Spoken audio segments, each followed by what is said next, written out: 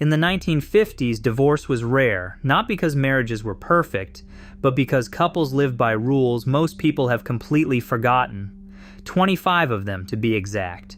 Rules about how you prayed, how you fought, how you spent your money, who you answered to, and what you never said out loud. Some were passed quietly between newlyweds. Others were enforced straight from the pulpit. Together they formed a covenant framework that held millions of marriages in place for a lifetime. This is the full count of those forgotten disciplines, starting with the one rule that quietly shaped every single night a husband and wife shared under the same roof. Number 1. Never going to bed angry. In the 1950s, Christian couples viewed bedtime reconciliation as a solemn covenant obligation rather than a polite choice. This daily discipline required husbands and wives to resolve their active disagreements before sleeping. The rule was anchored in the biblical warning to prevent the sun from going down on one's anger. Believers feared that carrying resentment into sleep would allow bitterness to take root overnight, creating a dangerous spiritual distance between spouses. Every night, couples committed to talk, apologize, and pray together until they restored peace. Over the decades, this nightly practice began to fade. Secular relationship advice shifted, encouraging partners to sleep in separate rooms or take days to cool off before addressing friction. What was once a sacred boundary protecting the marriage came to be viewed as an exhausting, impractical demand. Yet for mid-century couples, this rule ensured that no grievance lasted longer than a single day, keeping the emotional foundation of the home completely clear before morning. In second place, the husband as sole provider was the economic bedrock of the 1950s Christian household. This rule drew a sharp line. The husband earned the income while the wife managed the home.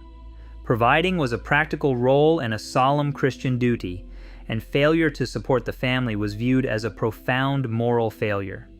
In 1950, only 28% of married women worked outside the home, a reflection of how deeply this division of labor was woven into the social fabric. This single-income model functioned smoothly because of favorable post-war economics, with a median home price-to-income ratio of just over 2-to-1 in 1960. The economic foundations began to crack in the late 1960s and the 1970s. As inflation climbed to over 9% by 1975 and housing costs skyrocketed, maintaining a home on a single salary became nearly impossible. What was once a sacred duty faded as dual incomes became a financial necessity. Third on our list is daily shared prayer, a practice that far exceeded reciting a quick grace before meals. Every morning or evening, husbands and wives knelt together to pray aloud as a couple. This routine was built on the belief that a marriage could not survive on human effort alone. It required active, shared alignment under God. By speaking their innermost concerns, thanksgivings, and confessions aloud in each other's presence, couples forged an exceptional spiritual and emotional bond. Faith was not treated merely as an individual, private pursuit, but as a joint marital covenant. This moment of vulnerability made it difficult to harbor silent resentment. Yet, as the mid-century transitioned into the frantic decades that followed, this intimate discipline slowly eroded. The acceleration of modern life, shifting work patterns, and a cultural turn toward individualized spirituality fractured the daily routine of paired devotions. What was once the quiet spiritual anchor of the household gradually faded into a private, silent habit, leaving many couples to weather the storms of life without this shared daily anchor. Number 4 on our list prohibited couples from airing a spouse's flaws to neighbors, relatives, or the wider church community. Under this rule, personal frustrations remained strictly inside the home or were brought quietly to a pastor. Mid-century Christians viewed public criticism as a serious betrayal of the marriage covenant, believing that protecting a partner's reputation in public was a sacred duty. This speech boundary fostered trust, as both husband and wife knew their struggles would never become neighborhood gossip. However, as the decades progressed, the rise of therapy culture in the late 1960s and the 70s reframed this silence, encouraging open discussion of marital struggles as a path to healing. While this modern shift allowed couples to seek necessary help, it also swept away a protective barrier of mutual loyalty. The bittersweet trade-off of this forgotten discipline is clear. While it preserved marital dignity, it could also silence those suffering in abusive or destructive relationships. Number 5 on our list required couples to seek pastoral counsel before making any major life decision. In the 1950s, husbands and wives regularly consulted their pastor before buying a home, changing careers, or moving. This discipline treated marriage as a shepherded covenant supervised by the church rather than a self-directed venture. The pastor was viewed as a spiritual guardian whose wisdom protected the home from impulsive choices. Mid-century church life treated the family as something to be actively shepherded rather than simply blessed at the altar. This rule positioned the local church as a central governing institution in everyday family life. As the decades progressed, this gatekeeping role began to dissolve. The rise of professional financial advisors, secular career coaches, and licensed relationship counselors offered specialized private guidance. The cultural tide shifted toward individual autonomy, leaving couples to manage major transitions on their own. What was once a source of communal protection faded into history, replaced by a modern expectation of absolute personal privacy. Number 6 on our list required couples to keep their finances fully shared, with absolutely no secrets.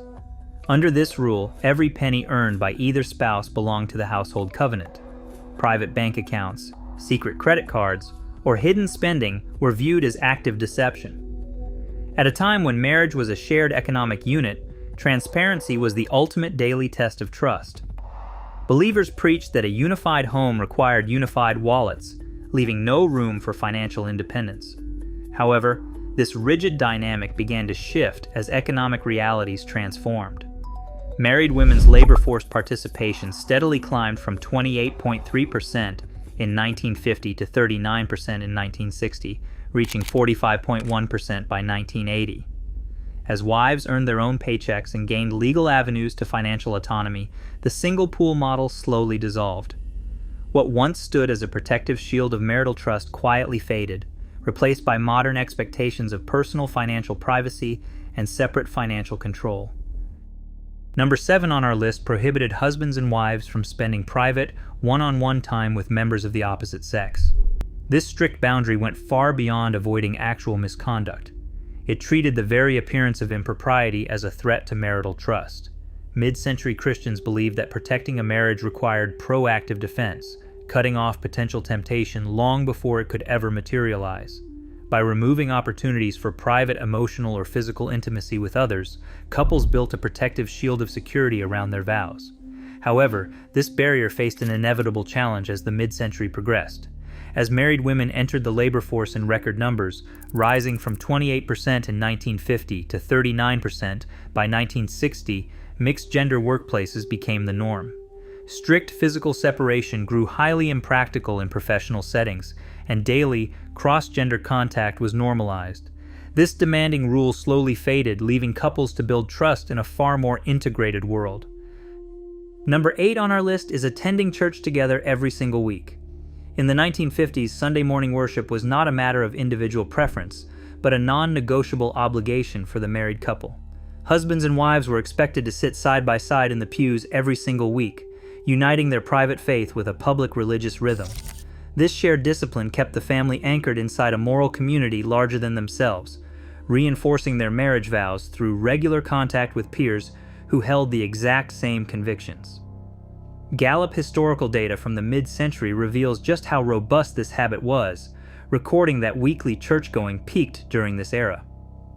However, this weekly ritual began to lose its hold after the 1960s. As secularization spread and weekends became commercialized, attendance rates steadily declined, transforming church from a shared marital duty into a personal option.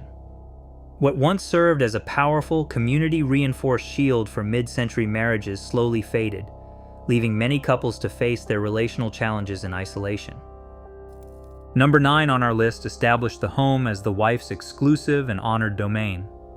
Rather than viewing domestic duties as menial chores, mid-century Christian culture framed homemaking as a skilled, dignified vocation of high spiritual significance.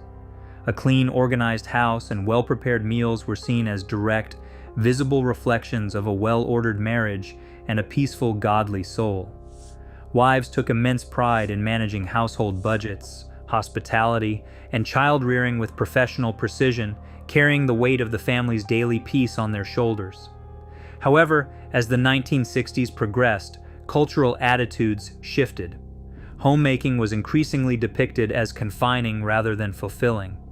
As more married women entered the workforce, this strictly domestic role became harder to maintain as the sole ideal, transforming what was once celebrated as a sacred, stabilizing calling into an outdated expectation of the past. Number 10 on our list treated wedding anniversaries not as private dinners, but as public, spiritual milestones celebrated by the entire congregation. In the 1950s, reaching a landmark year like a silver or golden anniversary was a shared victory. Churches regularly honored long-married couples during Sunday services, presenting them with plaques or dedicating special prayers to their endurance. This public recognition did more than just reward the couple. It provided a living sermon to younger husbands and wives, proving that lifelong vows were both beautiful and achievable. Over the years, this tradition shifted. Anniversaries withdrew from the church sanctuary into the private sphere, becoming focused on individual travel and consumer gifts, rather than shared spiritual milestones. What was once a community-wide celebration of marital survival quietly became a personal date on the calendar. Number 11 on our list required parents to present a completely united front when raising their children in the faith. In the 1950s, husbands and wives committed to speaking with one spiritual and disciplinary voice, resolving any disagreements in private so they never undermined each other in front of their kids. This rule extended marital unity directly into the work of forming the next generation.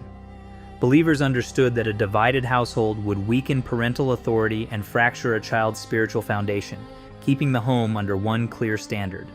But as cultural norms shifted in the late 1960s and the 70s, parenting styles changed. Child rearing leaned more toward individual expression and personal choice, moving away from unified command. While this gave children more independence, it quietly dissolved the protective, single-minded alignment that had once anchored the Christian home. 12th on our list, the husband leading family worship at home established a concrete routine for daily household devotion. In post-war homes, this practice exceeded private personal prayer. It required the husband to gather his entire family to read scripture, offer prayer, and guide religious instruction. This daily discipline anchored the home, making faith a visible household commitment rather than a private matter. Mid-century evangelical manuals taught that spiritual leadership was a practical responsibility of Christian manhood rather than an honorary title. Husbands were expected to set the daily spiritual tone, showing their families how to walk in faith. As family structures shifted through the late 1960s and the 70s, egalitarian models of partnership gained popularity, challenging these fixed domestic authority roles. Over time, this father-led family worship faded, replaced by more collaborative approaches to personal faith within the home. 13th on our list is welcoming extended family into the home on a regular basis. In the 1950s, hosting both sides of the family was viewed as a sacred obligation rather than an optional courtesy. This practice kept young marriages firmly anchored within a wider network of kin support, actively countering the isolation that could lead to domestic strain. To avoid or distance oneself from relatives was often interpreted as a sign of pride or spiritual coldness. As the post-war boom accelerated, suburbanization and the rising cultural ideal of the self-contained nuclear family began to isolate households from these extended routines. What was once a vital system of shared wisdom and mutual aid slowly gave way to modern expectations of absolute household privacy, leaving couples to navigate the trials of marriage on their own. 14th on our list is never threatening divorce during an argument. In the 1950s, Christian couples established a strict boundary around their everyday vocabulary. The word divorce was forbidden as a bargaining tool during marital conflict under any circumstances. Husbands and wives believed that even speaking the word in anger introduced a dangerous instability into the home, making a lifelong covenant feel temporary and conditional. Keeping this verbal boundary closed off any mental escape routes, forcing spouses to focus on resolving their friction rather than looking for an exit. This discipline addressed the ultimate threat to marital permanence long before any legal action began. But as the mid-century closed, legal changes and rising statistics normalized the option. United States divorce rates climbed from 10.3 per 1,000 married women in 1950 to 14.9 in 1970, and kept rising in the decades afterward. What was once a word too dangerous to speak slowly became a standard reality, and the protective verbal boundary quietly faded. 15th on our list, keeping marital problems away from children was a defining boundary of the mid-century home. Husbands and wives believed that adult disagreements should remain strictly behind closed doors, protecting children from carrying emotional weight they were too young to bear. Exposing children to parental conflict was viewed not just as a domestic slip-up, but as a serious parental failure. This rule was designed to safeguard the innocence of the young, shielding them from the anxieties of adult life. However, as communication trends shifted in the late 1960s and the 70s, family dynamics became far more open. While this modern openness prevented children from being confused by hidden tensions, it also dismantled a protective barrier, often exposing them to the raw friction of adult relationships before they were ready. 16th on our list, tithing as a couple with no debate turned financial stewardship into a quiet act of shared devotion. Under this rule, husbands and wives committed to giving a fixed 10% of their income directly to the church, making charity a non-negotiable household priority. In the 1950s, money management was tied directly to spiritual obedience. Giving was not a financial transaction to dispute, but a joint statement that the couple trusted God together with their physical future. This automatic shared sacrifice built mutual trust, keeping marital money anchored in worship. But as the decades progressed, rising living costs and tighter household budgets made a strict 10% tithe harder to maintain, turning a once sacred unified habit into a frequent source of modern financial strain. 17th on our list is the expectation that the husband represented the entire family in the wider community. In the 1950s, the household, rather than the individual, was treated as the basic social unit. When civic groups, neighborhood associations, or church boards required a family's input, the husband acted as their singular public voice. A unified public stance reflected a cohesive Christian home, signaling order to the neighborhood. However, as the decades progressed, cultural changes increasingly centered on individual identity and personal agency.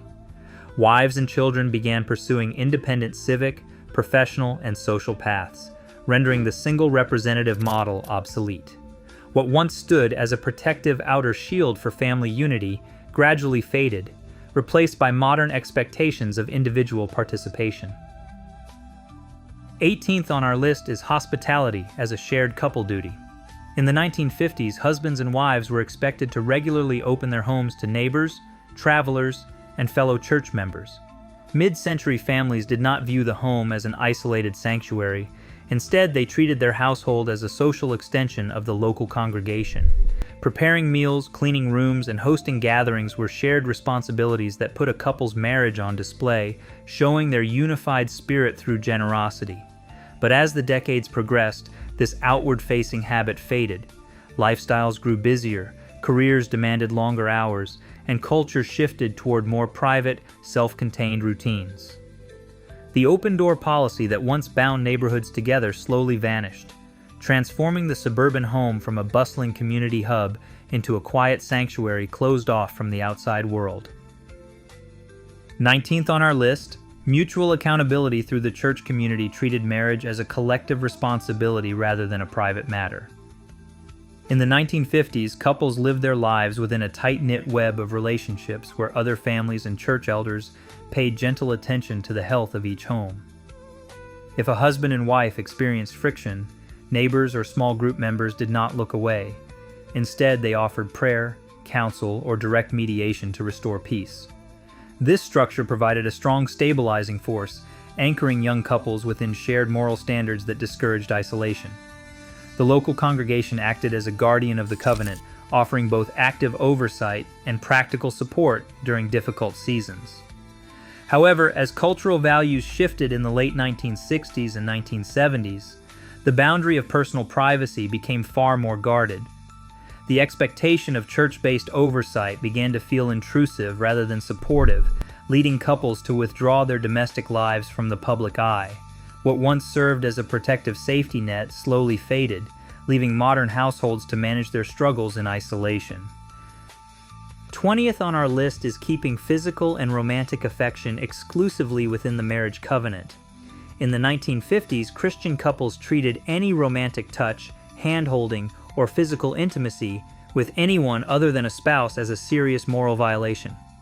While earlier boundaries focused on avoiding private time with the opposite sex, this rule drew a firm, unyielding line around physical touch itself, treating absolute exclusivity as a direct duty before God. However, as the sexual revolution of the late 1960s and the 70s swept through American culture, societal expectations surrounding intimacy shifted. These strict physical boundaries became increasingly difficult to socially enforce, quietly dissolving the protective barrier that had once preserved absolute fidelity within the mid-century home. 21st on our list, forgiving quickly and without conditions meant releasing an offense entirely rather than keeping score. In the 1950s, Christian couples believed that harboring a grudge was spiritually corrosive, a slow poison that could destroy a household from within. Once an apology was offered, the matter was considered closed, never to be brought up or used as ammunition in future arguments. This practice shaped the emotional aftermath of every conflict, aiming to stop resentment before it could take root in the marriage. As the decades progressed, the rise of therapy culture in the late 1960s and 1970s shifted the view of forgiveness, reframing it as a slow, conditional process that required time and emotional work. While this modern approach allowed spouses to address serious wounds, it also eroded the immediate, clean slate that mid-century couples relied on. The quick forgiveness of the past could sometimes sweep unresolved pain under the rug, but it also prevented minor friction from hardening into permanent bitterness. 22nd on our list is protecting the reputation of the marriage in public. In the 1950s, couples were expected to present a completely united front whenever they stepped outside their front door, particularly in social and church spaces. Even during times of severe private strain, husbands and wives kept their disagreements strictly hidden behind closed doors. Maintaining this public face was not seen as hypocrisy, but as a protective duty to safeguard community trust and preserve the dignity of the marital covenant. Over the decades, however, this discipline of absolute public solidarity dissolved. A shifting culture embraced emotional authenticity and personal openness, rendering the quiet respectability of the past obsolete. What was once a sacred shield of public honor slowly faded, leaving modern couples to face their struggles in the open. 23rd on our list, couples experiencing severe distress were expected to seek reconciliation through the church before ever contacting a lawyer. In the 1950s, secular courts were viewed as a tragic last resort, and involving civil attorneys was treated as an admission that the spiritual covenant had already failed. Instead, husbands and wives brought their deepest crises to pastors and elder boards, who hosted reconciliation meetings to heal the bond. This rule drew a firm line between spiritual restoration and civil legal procedure, positioning the church as the ultimate authority over the marriage. But this protective boundary dissolved as divorce laws shifted. The introduction of no-fault divorce laws, beginning with California in 1969, made legal separation far more accessible and socially acceptable. As the legal system began intervening in marital conflict much earlier, the traditional step of pastoral mediation was bypassed. What was once a sacred cooling-off period governed by faith became a modern civil process, leaving secular courts to decide the fate of the home. 24th on our list is serving the spouse before serving yourself. This daily discipline required each partner to put the other's comfort and practical needs first in the quiet routines of home life. In the 1950s, this self-giving service carried immense moral weight. It was seen as the most authentic, visible expression of Christian love, translating lofty theological ideals into ordinary acts of care, like preparing a favorite meal or quietly absorbing a daily frustration. When practiced mutually, it fostered profound tenderness and a quiet sense of security. However, as the late 1960s and 1970s ushered in a cultural emphasis on self-care and personal fulfillment, this rule gradually faded. Spouses began prioritizing individual growth over constant self-sacrifice. While this modern shift protected partners from the very real danger of one-sided unhealthy dynamics, it also dismantled a beautiful daily ritual of mutual surrender that once kept the foundation of the home incredibly strong. And finally, the 25th rule on our list is renewing your vows through faithful daily commitment.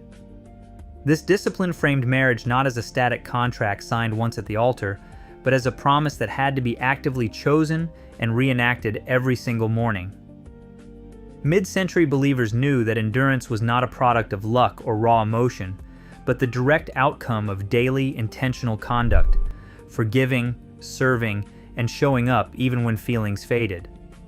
Over time, this covenantal framework was gradually overshadowed by a romantic culture that prioritized personal fulfillment over shared duty. When feelings shifted, the commitment often dissolved. These 25 rules did not make mid-century marriages perfect, but they were designed to make them lasting. They provided a sturdy scaffolding of faith and community that held couples together through the inevitable storms of life. Which of these rules do you think had the greatest impact on keeping those marriages strong? Share your thoughts in the comments below. Across all 25 rules, one enduring truth emerges. These communal boundaries did not promise an easy or perfect life. Instead, they anchored couples to a covenant larger than their temporary feelings, proving that devotion is built on daily, quiet discipline. Ultimately, these forgotten practices did not make mid-century marriages perfect. They made them lasting. Which of these rules do you think made the biggest difference? Let us know in the comments below.